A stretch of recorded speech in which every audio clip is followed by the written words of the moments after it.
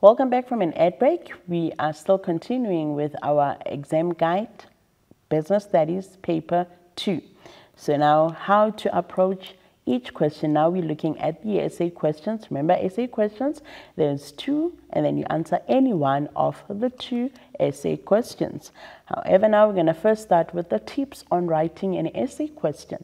Remember, business studies essays are different from the other essays in other subjects. So here we write our essays differently. However, very important, you know that before you enter somebody else's house or when you enter upon arrival, the first thing that you need to do is to greet and introduce yourself. So with our essay here, we also have to introduce, you write an introduction. So we're starting, it says here, we write the words introduction and conclusion. Even when you're leaving, what do? You do say that you are leaving and you conclude. So here, there's an introduction and conclusion, and to obtain 2 marks for a layout. What does that mean? So when you start your essay, the first thing that you need to do, you write the word introduction. It's very important. And when you end your essay, the last thing you're going to do is conclusion. I hope you can see there's no way where it says body. We do not write the word body, or else you'll be penalized for that. So do not write body. The introduction should reflect any 1 or 2 sub-questions of the essay. Remember, sub-questions, you'll have how many sub-questions? You'll have 4 sub-questions. From the 4 sub-questions, your introduction can be about any of the 4. So you cannot then start writing an introduction about something that you will not be asked in your essay. So you'll be asked about the 4 things. Maybe they say elaborate, maybe discuss, explain, and recommend. So what is it that you're elaborating on? What is it that you're discussing? You check those topics, but we're going to do it just now practically. So all I just wanted to let you know is that the introduction should reflect, it must show any 1 or 2 of the questions. So you can't speak about something that you will not be asked or be write about in your body. So we refrain from repeating words or statements that were used in the preamble or question paper. Refrain. So no, do not, stay far away from that. Do not repeat words. Yes, you're going to read your preamble, that's a small paragraph that you get in a box of your question paper. So you're going to read that, and then when you start your essay, I know sometimes you can be tempted to take the words from that preamble and write it as your introduction. Do not be tempted to do that, because as the marker, we will write R for repetition. It's wrong. You will not be given full marks, not even a mark actually. No marks for that. Instead, we'll write a repetition because you've repeated the words there. And then you will be awarded 2 marks for 2 facts in the introduction. 2 facts. 2 facts for 2 marks, meaning there's 1 mark for each fact.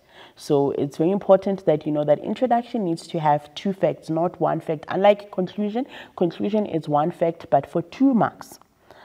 Right, don't write the word body. I've explained that on the essay. You will forfeit marks if you do so. Write the 4 subheadings of the essay question so that you can at least obtain 1 mark for analysis. Remember, at the end of the essay, when we mark, something like this is going to appear at the end of your essay, which is your flasso.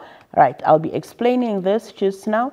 So when this appears, F, it's for facts. So as we are marking, we're checking the ticks, we're counting the ticks. The ticks cannot be more than 32 marks. So your facts, this is your facts, 32. Then if it's more, then obviously, you know, we'll write 32 marks, meaning you cannot get any mark that is above 32 marks. And then L, it's for the layout. What is the layout? The layout consists of what? It consists of your introduction and your conclusion. So when you started your essay, you wrote the word introduction, and there was information under the word introduction. There was also information under the word conclusion. If that was there, then you are able to get 2 marks for the layout. But if there's no introduction, there's no conclusion, then you will not get marks for the layout. So can you see, this is basically free marks. So you cannot afford to lose it. And then A is for analysis. Now, analysis is in 2 ways, right? The first A, you then get the first A by doing what? By ensuring that you've written all the 4 subheadings of the essay. So if you write all the 4 subheadings, remember you'll be given in your essay, there are 4 questions there. So if you've got your 4 subheadings and then you're able in the 4th subheading, then you can get 1 mark for A. It means you've analyzed all the 4 subheadings. How then do you get the second A? By getting 16 marks and above. If you get 16 marks and above, then you get the second A. I mean, like this is 3 marks. It's 3 marks, don't you think so? It's 2 marks. I normally say that. And then synthesis, now we want to see, are you relevant? We are talking about the forms of ownership. We're talking about sole trader. Stick to the topic, stick to the questions, answer the question. You can't be talking about sole trader, then the question is about sole traders, the advantages, disadvantages, and characteristics, but then you come and you start talking about creative thinking. Once you do that, then you are being irrelevant. Do you understand? So stick to the questions that you were asked in order for you to be relevant, and you get your 2 marks. Can you see how simple this is? You can get 3 marks, 6 already marks that are given. And then O is for originality. Now, this is the examples that you need to give. And these should be your own examples, original examples. They should be recent examples. You can't now give us an example that took place or something that took place in like 20 years ago, 5 years ago. We don't want that. We want something that is recent, something that is original, something that has happened like within the past 2 years maybe. So that is your originality, and then you get 2 marks. So in total, it's what? It's 40 marks. Can you see it's easy? It's easy for you to score 40 marks for the essay. I hope you understand. Can we move on? So still on the tips, I've explained that to score a minimum of 16 marks in order to obtain the second mark for analysis. I've explained that the conclusion should consist of a meaningful fact. I did say that it should be 1 fact. And then for what? For 2 marks. You're getting 2 marks for your conclusion, and it should not be a repetition of the facts that were written in either the introduction or body. Remember, don't repeat anything that was included in your in the preamble. You will be awarded 2 marks for 1 complete fact in your conclusion. The maximum marks that can be obtained for facts are 32. I've explained that. This includes introduction and the conclusion. The other 8 marks is your lasso. Remember, I did say that. So here is your fact, and then this is your lasso. That is the flasso that I was talking about.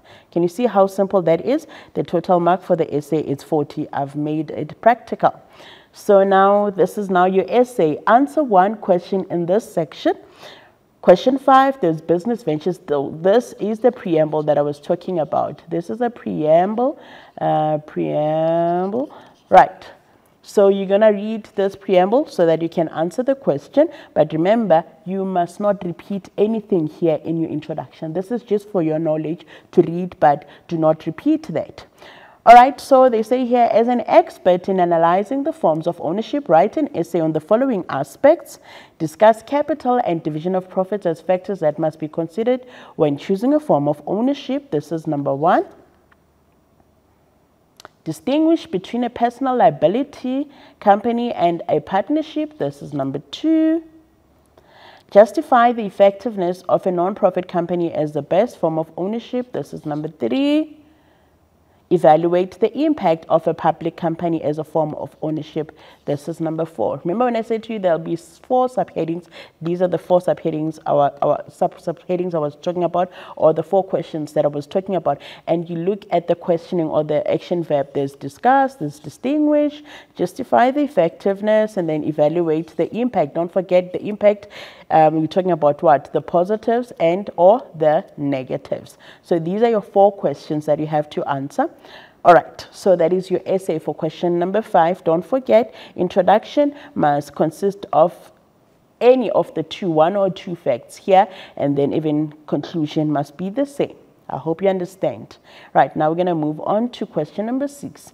Business roles. Again, you need to read the preamble. Then you write an essay on the following. Explain the benefits of a good team. That is number 1. Discuss the factors that can influence team relations. This is number 2.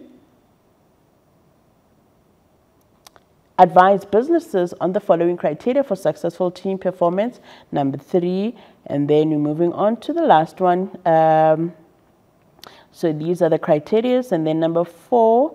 Suggest ways in which businesses can create an environment that enables teams to work effectively. This is number 4. So this is your essay question. That's how it is. So you just have to answer accordingly. Your introduction must be from this. You don't come up with your own things. They should be from this. So we're going to go on to a quick break, and then when we come back, and then we'll try and continue or wrap up from this. I'll see you just now.